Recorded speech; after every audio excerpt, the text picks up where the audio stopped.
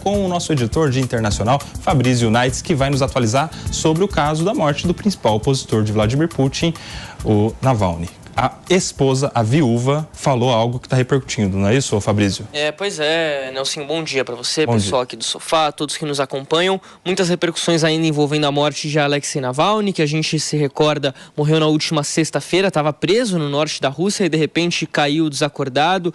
A equipe do sistema prisional onde ele estava disse que passou ali quase meia hora tentando reanimá-lo, o que não aconteceu, o que não foi concretizado de fato, e aí a morte dele já está confirmada.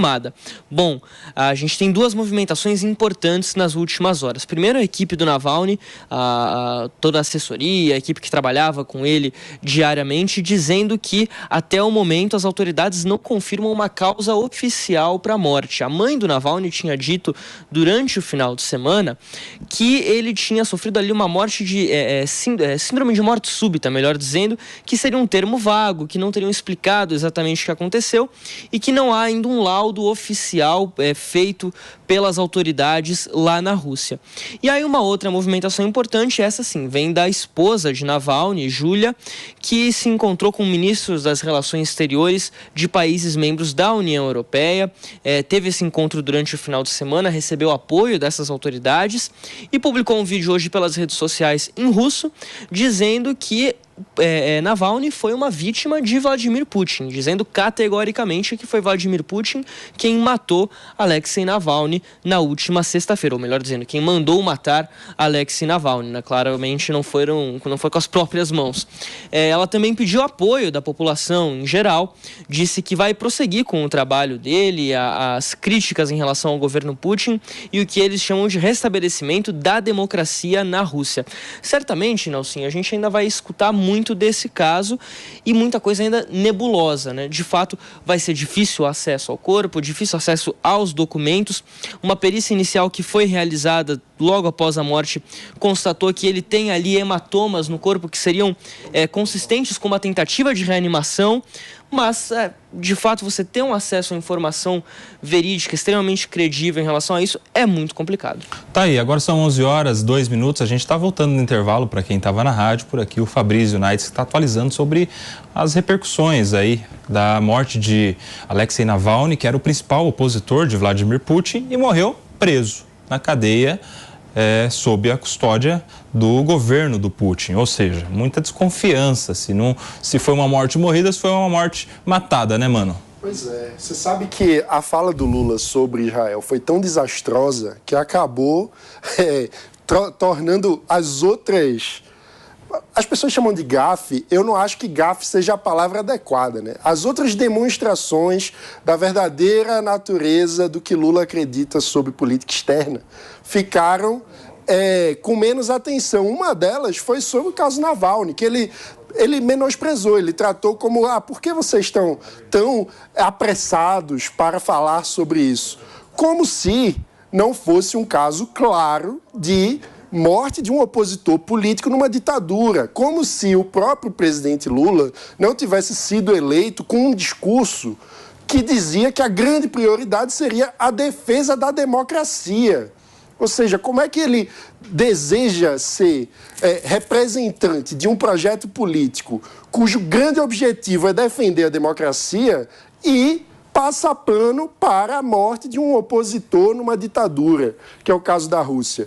Mas como que a nossa Constituição diz que o posicionamento brasileiro em política externa tem que se pautar sobre direitos humanos e ele ignora essa morte? Ignora, aliás, que a própria prisão do Navalny já era inadequada e que o presídio que ele estava, que a gente fica falando, ele estava num presídio, mas onde era esse presídio?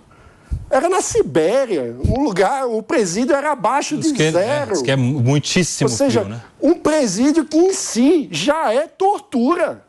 O cara morreu nessas condições. E aí, alguém que deseja se colocar como defensor de um projeto político, da democracia, silenciar ou menosprezar isso é um grande absurdo, mostra, mais uma vez, a grande contradição de Lula entre seu discurso e a prática no seu governo. Felipão, quero te ouvir, você não estava aqui semana passada quando a gente repercutiu, quero a sua opinião sobre essa morte muito suspeita. Não, a morte é mais do que suspeita, né? Na minha opinião, foi um assassinado mesmo, né? Não tem outra palavra para colocar o que aconteceu na Rússia em relação ao Navalny, né? E o grande problema que eu sinto é o seguinte, Koba, é que, infelizmente, nós nunca saberemos qual foi a razão, qual foi a causa da morte do opositor ao Putin. E concordo quando o Mano coloca que o Lula, quando ele fala contra... o Lula foi pior. Ele falou o seguinte, não, primeiro eu vou esperar ser identificada a razão da morte. A perícia oficial do governo russo. A perícia oficial do Putin, para eu depois poder me manifestar. Isso foi uma piada. Isso foi uma ironia, não é?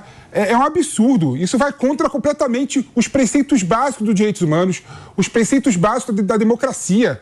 Não dá para você concordar com o Lula e concordar com essa morte que foi bárbara, né, relacionada a Navalny, né? E quando eu vejo, né, a Rússia e a Venezuela sendo claramente uma ditadura, e eu vejo, por outro lado, o governo brasileiro tendo dificuldade de dar nome aos bois, falar que a Rússia, a Venezuela e outros países são uma ditadura, isso me deixa triste como brasileiro. Paulo vai até pagar seu almoço aqui, que ele estava concordando, parece. O Felipe está tendo repentes de lucidez. Parabéns, viu, meu?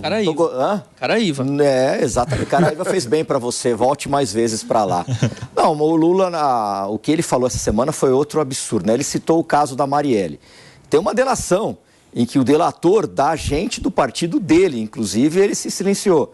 Nada ele falou a respeito da facada que o Bolsonaro tomou e até agora ninguém sabe de onde partiu isso. Eles escondem o tempo todo, eles puxam a narrativa para o lado deles o tempo todo. Se esse país fosse realmente uma democracia, ia ser feito um exame médico legal, imparcial e com certeza ia se descobrir a causa da morte, que eu acredito que foi envenenamento.